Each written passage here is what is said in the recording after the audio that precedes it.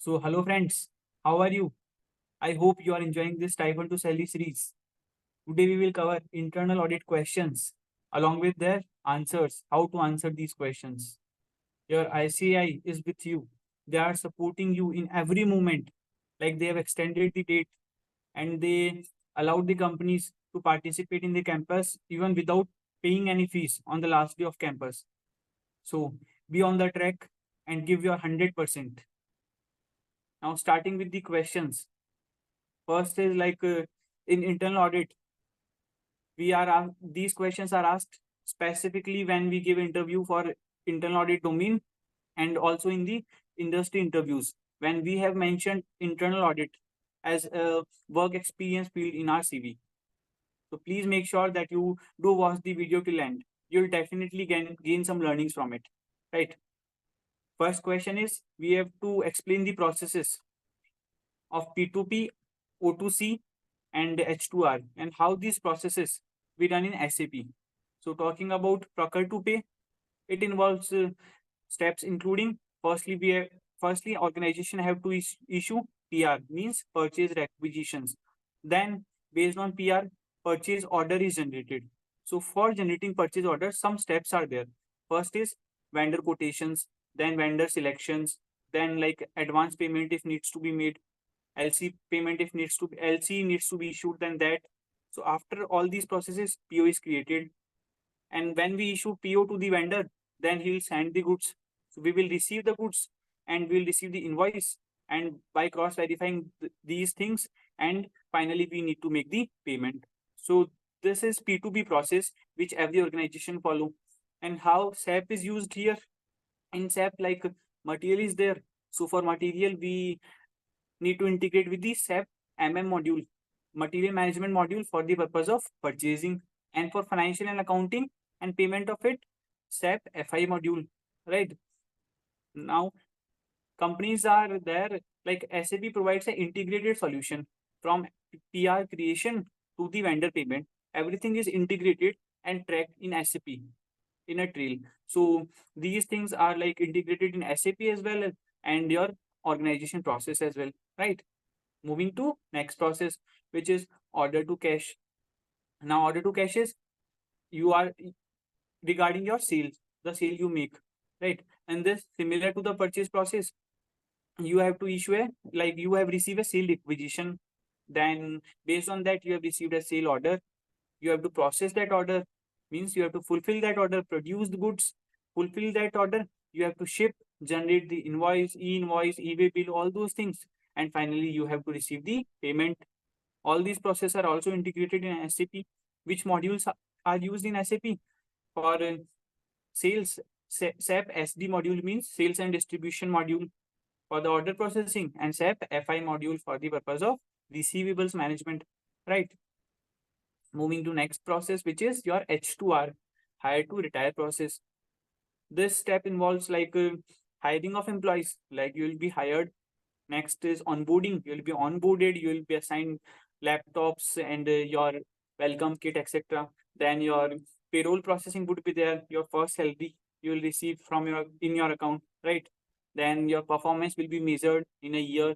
Based on that, you will receive a variable incentive, right? And finally, when you left the company to join the other company, it's your retirement. So like this, it is the process of H2R. And how this is integrated in SAP? Firstly, SAP HCM means Human Capital Management module is there, which deals in this. And then for the payroll processing and FI module is there, right? Now, next question, that what is your risk control matrix? This is very important because for internal audit, what we measure we measure the risk in the organization and what are the respective controls and how their controls are operating. We check that only to measure the effectiveness of controls. So this is risk control matrix, which contains a matrix that specific risk is there, and for that specific control is there, and this person is responsible for this risk, and who is approver of this and who is authorizer for this. So these are all things are mentioned in your risk control matrix, right? Now, what is it? It is a tool used to identify assess and manage the risk within an organization. It maps out associated risk and controls in place to mitigate the risk. So what it includes: your risk description, your control activities, how that control are effective, control effectiveness, and who are the responsible parties, right? Now they will ask that experience. If you have experience with this risk control matrix, like you have mentioned in your CV, then you have to describe that how you check that risk control matrix. And if you have prepared that risk control matrix, it's very best. Means you have to explain that how you prepared that, how you have identified the risk, and how you documented it, then how the controls were there in the organization, what controls were there, and who were the responsible parties, like this. Now moving to your next point, that what are the possible risks and controls in the purchase processes. So we have covered these, what are the risks and what can be the respective controls. They straight away ask that what is the risk in the purchase from foreign or Indian vendor, and what can be the respective controls. So from this perspective, answers can be like this. Firstly, risk is exchange rate fluctuations might be there, because we have purchased from foreign vendor, and compliance with the import regulations like FEMA regulations if require, all those things. And vendor reliability should be there, because they will supply the quality goods, only then it is reliable, right? And if we make the advance payment, they must supply the goods, else our payment, advance payment, like is waste, right? So controls over this can be like, firstly we need to ensure the vendor due diligence, then we have to check the compliance, import compliance, and quality assurance, and currency risk also we need to manage for making the vendor payment, right? Now risk relating to issue of PR and PO. Risk is unauthorized PR PO creation, right? And duplicate POs created, and POs created exceeding the limits set for particular person. Now what are the controls? Appropriate segregation of duties should be there in an organization, and authorization limit should be set, that a person is authorized for this much amount only. And system check should be there in automation form, like automatically system check should be there, that if any person is not authorized above 1 lakh rupees, then he should not be able to create PO more than that. And periodic audit should be there to check whether the systems are running appropriately or not, right? Next is like multiple POs created and entered into the system. Then what is the risk? That potential for fraud. Let's suppose you have a limit of 1 lakh for PO authorization. What you have done? You have like created multiple POs for those 80,000, right? So same for same goods, multiple POs has been generated, and they will remain open till like till the end. So once a PO is open, and to clear that PO, and he will like fraudulently take any other goods, he will fraudulently order other goods, and will take the goods for personal use, because your demand of the organization is satisfied with only single PO, but you have issued two PO. So what you will do for the second? Like you will take back the goods to your home. So this might be the case. So that's why this proper check should be there in the system for creating multiple POs. So PO approval workflow should be there, and automated alerts for duplicate entry should be there, and periodic reconciliation should be there. Now, leading to unauthorized PO created. Suppose you are not authorized, still you have created a PO, and you have created an exceed of the budget, right? So controls can be, access control should be there, that only the person responsible for its creation should have its access, no other person should have. And PO approval hierarchy should be there, like if like a deputy manager has created, then its manager should approve, then senior manager should approve. So like this processes should be there. Now if we have created PO more than limit, there might be a risk that a PO created more than limit. Then the risk is that budget overruns and unauthorized expenditure. And controls can be like system limits the PO amount, that only you can create PO till this amount, till 1 lakh. And PO requirements for higher amount. If a PO is required for higher amount, then there should be proper approval metrics, right? Now moving to next question, that organization asks that suppose you are deployed for the internal audit of Motilal Oswal, right? So Motilal Oswal, if you have deployed, then what is the first step that you would take? So what would be your initial steps? your initial steps, like firstly, I would understand the organization's structure, its operations, and its key processes, right? Second, I will document the processes and review the key business process, means which is important process and where the chances of fraud or risk is high. And I will also obtain the risk control metrics to understand the organization and evaluate the existing risk control metrics, that what are the areas of risk and what are the respective controls, right? Now, next question, that what is the risk in advance given by bank? This question is asked from bank's perspective, that what's the risk? Possible risk are like credit risk, which is that the borrower might make default to whom we like lend the money. Second is compliance risk, that we have not complied with the lending norms. Or third is your operational risk, that the in operations fraud or mismanagement might be there. So what are the controls? Firstly, proper credit assessment should be there. Secondly, compliance check should be there. And third, regular monitoring and reporting system should be there. Now moving to next question, which is what can be the SAP controls for P authorization? Here the case is that suppose like you have the authorization to create PO for 1 lakh rupees. Now what you have done is like you want to make an order for 2 lakh rupees. So what you have done, you have created two POs of 1 lakh rupees. You splitted that PO. So what controls can be implemented in the system to restrict those types of activities? So controls can be like authorization limits.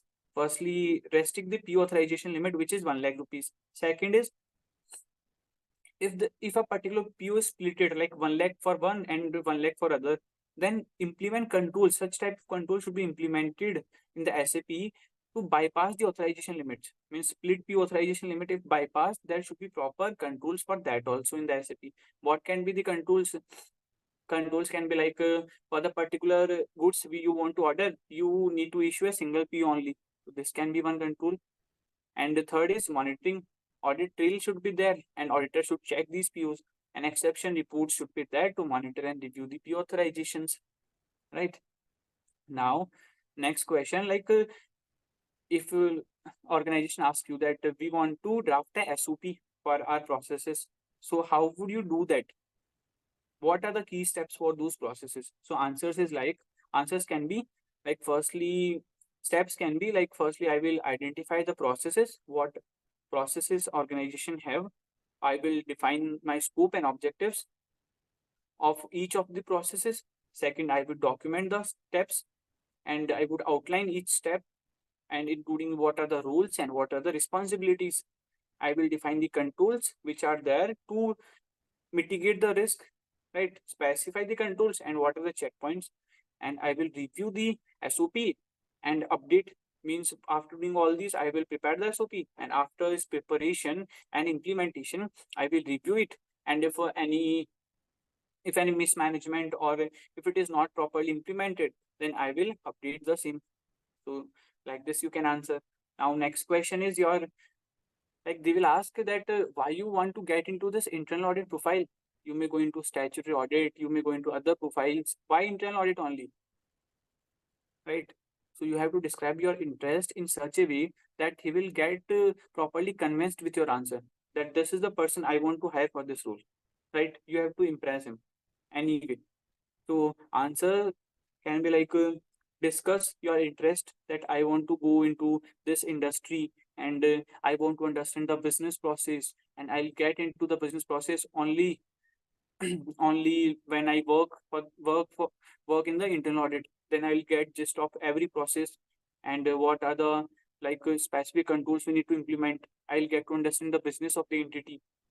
So like this, you can answer this question, and you should show a desire that for the more integrated roles in the organization, that when I understand the process, business process, then I'll be able to get into some more leadership roles and more and some other rules which are there in the organization, right? So like this, you can answer.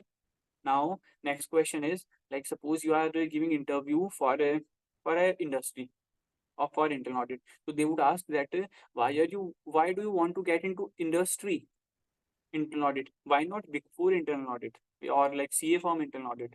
So your answer should be like I want industry specific internal audit rules and which will familiarize with the business process. And my desire is to get growth in that particular organization only, right? Like this, you can answer this question. Now, next question is like they will ask that you want to get into this profile. So please explain that how we as internal auditors add value to the organization. So you have to explain like, sir, I first is like we check the risk management. So we'll identify the risk and we will take steps to mitigate that risk. Secondly, we'll improve the efficiency of the organization and we'll implement the controls. Third, sir, we ensure the adherence to the laws and regulations which are there so that non-compliance should not be there. And fourth is your fraud prevention. Sir, we detect and prevent the fraudulent activities. And all these activities play a crucial role in the success of any organization. So it is very important for internal auditor to consider these factors before getting into this profile, right? Now, next question is that when does the provision of internal audit is applied? They will ask that when do these provisions apply to organizations? So some limit is there as per Companies Act, right?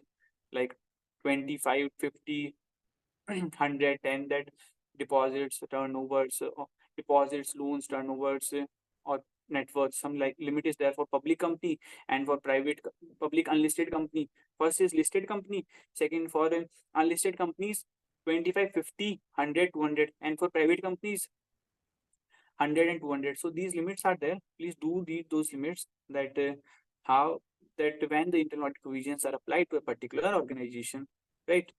Now, next question is that what is Sarbanes-Oxley Act? Because these are applicable for internal auditors now. So this aims to enhance the corporate transparency. Means these are applicable to organization for to proper implementation of like internal policies and all. So SOX aims to enhance the corporate transparency, accuracy, and accountability. And what are its benefits? It will improve the financial reporting accuracy, strengthen the controls, and increase the investors' confidence. So please do read its definition also. And that's all from my side for this internal audit portion. And the most important thing is you should prepare your observations and your work which you have mentioned in your CV for the internal audit purpose. And they will ask maximum questions from that, and other questions will be asked from here. So please make sure that you strengthen yourself before any interview, because what you have is your strength. So do play on your strengths, make your strengths, and you'll definitely achieve the success. So that's all from my side for internal audit portion. Thank you so much. Please do like the video and subscribe to my channel. This will motivate me to make the further videos. Thank you.